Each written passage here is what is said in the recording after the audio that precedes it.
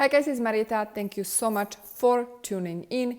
In today's video, I'm going to talk about the H1B visa news, pros and cons, and also what you can do if for whatever reason you cannot find the H1B visa sponsor. So stay tuned.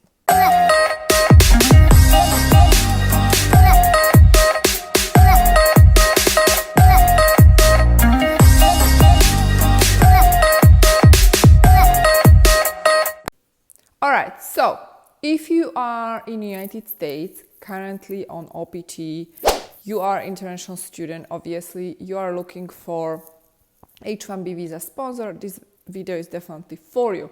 Now, before I start talking about the news regarding the H1B, I do want to share a little bit more about me and my story so you can kind of relate and understand where I'm coming from.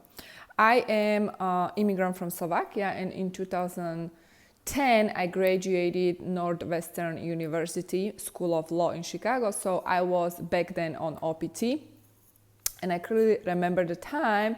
It feels like it was just yesterday because back then I was looking for H1B visa sponsor, couldn't really find one, and then actually I did find one, and the thing that happened was this guy, when I received a request for additional evidence, the guy vanished, so I was not able to supply the evidence, and then my application got abandoned.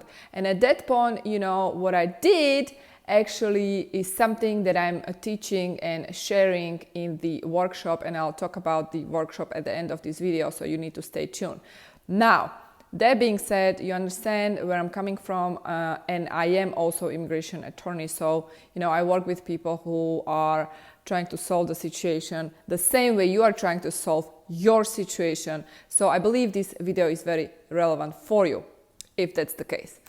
So let's talk about the news, right? The H1B visa news. Now, I'm sure that you already heard the news, and it's concerning the reverse selection of the applications of the applicants, and as you already know, the cap is 85,000, right? The cap is divided into master cap, which is 20,000, and the general cap. Now, typically, what was going on in the previous years, and by the way, it's still going on this year because the new change will be implemented starting April 1st, 2020, so it's not gonna be impacting you this year, all right? Typically, the scenario is that the master cap, the master degree, for example, I had master degree, so obviously I was in the master cap. If you are the holder of the master degree, I'm not talking the bachelor degree in the United States, but the master degree, you belong to the 20,000 cap, right? So, what was really going on every year that if the applicant with the master degree sent the application to USCIS, he was part of the master cap, 20K. However, because it's a small master cap, small pond, chances were that you are selected rather low because, for example, last year, they were, I think, almost 200,000 petitions who actually, it was around 200,000. So think about it, you know, out of the 200,000, what are the chances that your petition will be selected? You know, it's rather low because the focus was on the general, which is a 60,000. Now the focus is going to be on you with the master degree, right? Because you are giving the preference. So first, your application will be processed and it's going to be part of the big pond, and then only then the small pond, which is the 20K. That being said, you are increasing your chances to be selected. However, don't be misled, guys, because this, like I said, it's really just small increase, I would say. I don't know exactly what will be the percentage of the increase, but you will be increasing your chance to actually be selected. At the same time, the cap will stay the same. So the bottom line is that only people with master degrees will have the preference, right? So these people with master degrees will have a higher chance to be selected because they will be selected from the bigger pond, right? If you don't have the master degree, obviously you are not in the higher priority, and in that case, probably chances that you are selected will be lower, right? Because the priority is given to people with master degrees in the United States.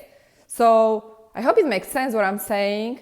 That's pretty much it, what is going on. And when it comes to the streamlining process, there will be an online filing which will remove all the craziness, because imagine that USCIS will receive 200,000 petitions, let's say FedEx petitions in one day, right? Which, by the way, I remember filing last year or actually a year before, and the FedEx told me that, you know, it's been a little bit crazy because I was tracking the petitions, right? It's been a little bit crazy because everyone is using the service these days, so it was kind of overwhelming. So I guess USCIS finally took some action, and now the online filing will streamline the process. However, like I said, this is going to apply next year, not now. So it will be applying to those who will apply as of April 1st, 2020, not April 1st, 2019, all right? Now, here's the deal, guys. If you are in the process of interviewing, right? You are obviously in the process of interviewing, you are about to get your employer, your sponsor who is willing to sponsor you, right? And because now I believe you have like 6 weeks to go, because you need to send your application April 1st, 2019. So that should be actually delivered April 1st, make sure it's delivered. So really plan ahead. Whoever you work with should already tell you that. So yeah, like if you are in a process, like you already found your sponsor, great. And then good luck with the selection. I hope you are selected.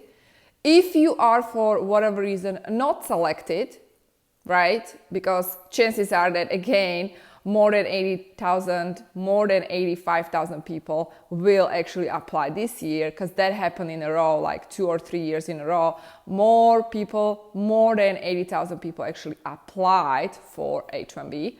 So chances are that this year it's going to be the same story. So if you are not selected, then you have plan B, right? And the plan B I actually teach in my roadmap. It's a workshop that is designed to help those people who either could not find the H1B visa sponsor, but you want to live in the United States legally, or your H1B visa sponsor did the same thing that happened to me, like he just vanished because he was not able to supply requests for additional evidence, which I hope it's not gonna happen in your case. Or you simply cannot find the H1B visa sponsor, right? And in that case, you need to figure out the alternative solution, because chances are that high probably you don't want to leave the country because you already spent money to your US education, to your US degree, and you already invested a lot of energy to be where you are right now. So you probably don't just want to quit and leave the United States.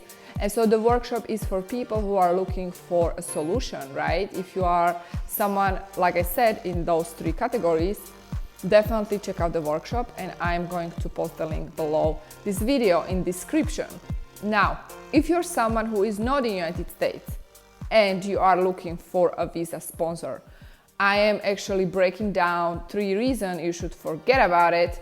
And also I'm breaking down the roadmap, the blueprint, what should you do next, right? So like I said, if you're interested, you can enroll. The link is going to be below.